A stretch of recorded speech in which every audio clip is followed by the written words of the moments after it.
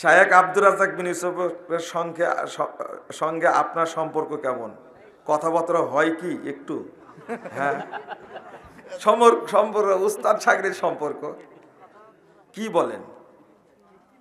কথাবার্তা তো হয়, যখন এয়ারপোর্টে যায় একসঙ্গে দেখা হয়, একসঙ্গে বসে ঢাকায় যাই, দেখা হবে না? কথাবার্তা হবে না? আপনারা একটা জিনিস দোয়া করেন, আল্লাহ যেন আহলুল হাদিসদের মধ্যে ঐক্যের ব্যবস্থা করে দেন। শোনেন, খুব ভয় লাগে। এই একটা কথা শুনেন, যখন যখন বলছেন, শোনেন কথা শুনেন। আল্লাহ বলছেন ইয়াউমা তাবিয়াদ্দু বুজুহ ওয়া তাসওয়াদ্দু বুজুহ। এই আয়াতের তাফসীর করতে গিয়ে ইবনে আব্বাস রাদিয়াল্লাহু আনহু বলছেন তাবিয়াদ্দু বুজুহু আহলিস সুন্নাহ ওয়াল জামাআহ ওয়া তাসওয়াদ্দু বুজুহু আহলিল বিদায় ওয়াল ফুরকা। যারা আহলুল হাদিস তাদের মুখটা কিয়ামতের দিন উজ্জ্বল হবে, সম্মানিত হবে। যারা বেদাতি এবং বিচ্ছিন্ন, যারা জামাত থেকে বিচ্ছিন্ন, তাদের মুখটা কালো কুৎসিত জাহান্নামীদের মতো চেহারা হবে। নাউজুবিল্লাহ। আহলে হাদিস থেকে কেউ বিচ্ছিন্ন হবেন না ইনশাআল্লাহ। সবাই এক সামিয়ানের নিচে থাকবেন ইনশাআল্লাহ। পারবেন? ইনশাআল্লাহ। আল্লাহ কবুল। বিভক্ত থাকবেন না।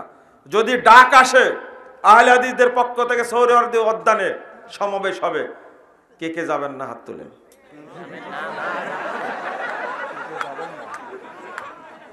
হাতটা তুলেছে কে?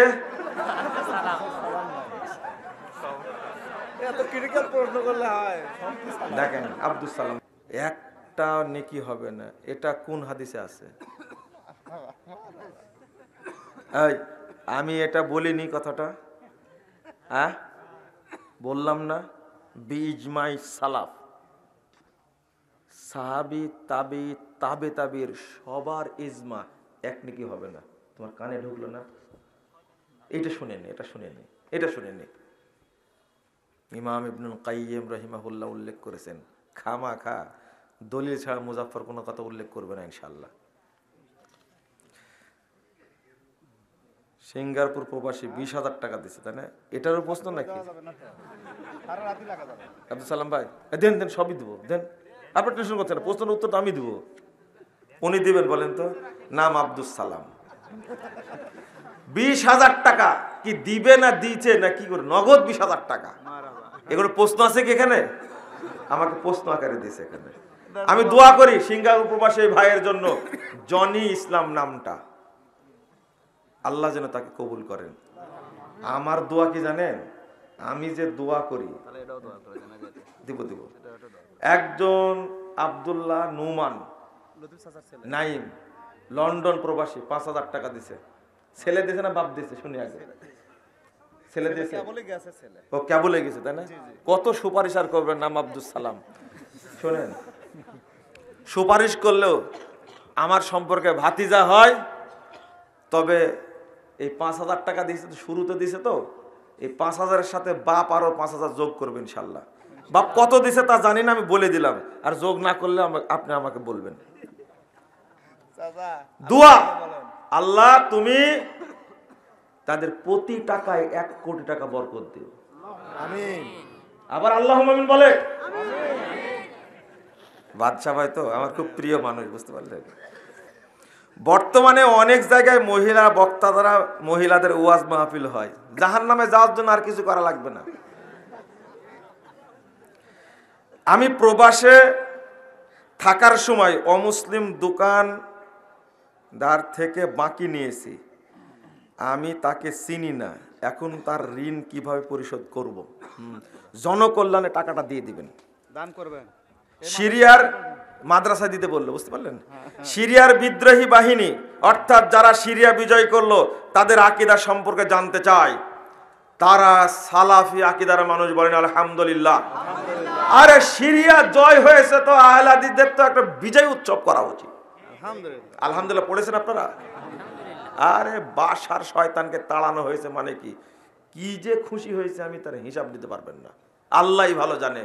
এই শয়তান কত আলেমকে হত্যা করেছে, এই সিরিয়ার স্মৃতি বাংলা পৃথিবীর সিরিয়ার সিরিয়াতে কত বড় বড় আলেমের জন্ম। আল্লাহু আকবার।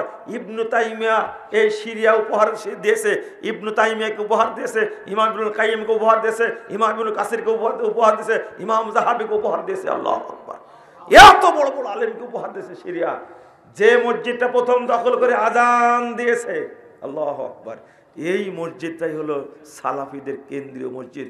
বাশার আল আসাদ এই শয়তান এতদিন 53 বছর মসজিদটা বন্ধ করে রাখছিল। চিন্তা করতে পারছেন? দ্বিতীয় টার্গেট হবে ইয়ামান। কোনটা? ইয়ামান। আল্লাহ যেন ইয়ামানকে বিজয় করে দেন, বলেন আমিন। শোনেন, পৃথিবীতে কোথাও থাকার জায়গা থাকবে না, মক্কাতে মুমিনরা থাকতে পারবে না। আল্লাহ রাসূল বললেন তখন তোমাদের থাকার জায়গা হবে শাম এবং ইয়ামান। শাম এবং ইয়ামান। ইয়ামান দখল করে আছেন শিয়ারা। আল্লাহ যেন শিয়াদেরকে উৎখাত করে দেন, বলেন আমিন। এই শিয়ারা হলো ছদ্মবেশী ইহুদি, শিয়ারা হলো ছদ্মবেশী ইহুদি। ও হুজুর, কি ঘটনা! তুমি চিনলে না? হিজবুল্লাহ আর ইসরায়েল যুদ্ধ বন্ধ করলো কেন? তুমি চিনলে না? এরা বলছে যে আমার বাপের জায়গায় চলে যাচ্ছে, চল একসঙ্গে ওইটা দখল করি আগে। এই হিজবুল্লাহ আর ইসরায়েল শিয়ারা সব মিলে এই সালাফিদের উপরে আক্রমণ করা শুরু করলো। তোমরা তো তালেবানদের দুলা ভাই, তোমাদের চিনি না? হ্যাঁ, তালেবানরা তোমাদের জামাই, তাই না? চিনি না? তুরস্ক, তাই না? তুরস্ক তো আপনাদের খলিফা, এরদোগান খলিফা আপনাদের, তাই না? কি যে করার দরকার আপনাদের জানেন? আকীদা বুঝেন না, তাওহীদ বুঝেন না, মানহাজ বুঝেন না, খালি মানে লাফালাফি করেন, শুধু মারহাবা করেন। আপনি বুঝেন কিছুটা?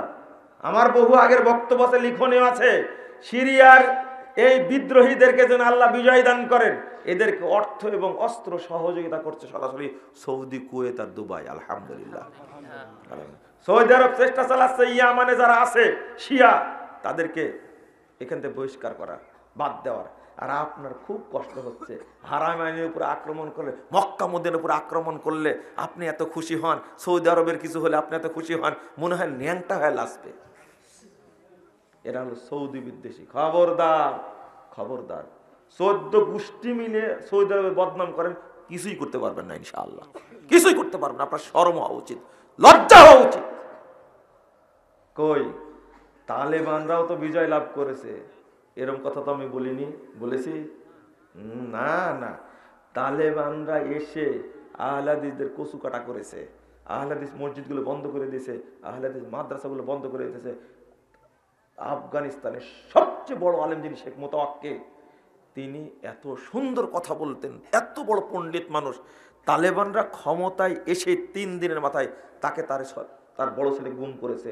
5 দিন পরে এদেরকে লাশ টুকরো টুকরো করে ফেরত দিছে। আপনাদের দুলাভাই, যে দুলাভাই, আপনাদের লজ্জা নাই, শরম নাই? এই বাংলাদেশ যারা মূর্তি ভাঙছে, তারা কি তাওহীদ প্রতিষ্ঠার জন্য ভাঙছে?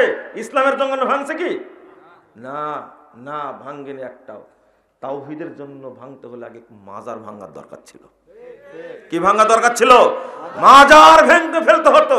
শেখ মুজিবের মূর্তি বানিয়েছে বাপ বেটি মিলে, অনেক বেটি অনেক বানাইছে। তবে শেখ মুজিবকে সেজদা করে এটা আমার জানা নাই, থাকতে পারে।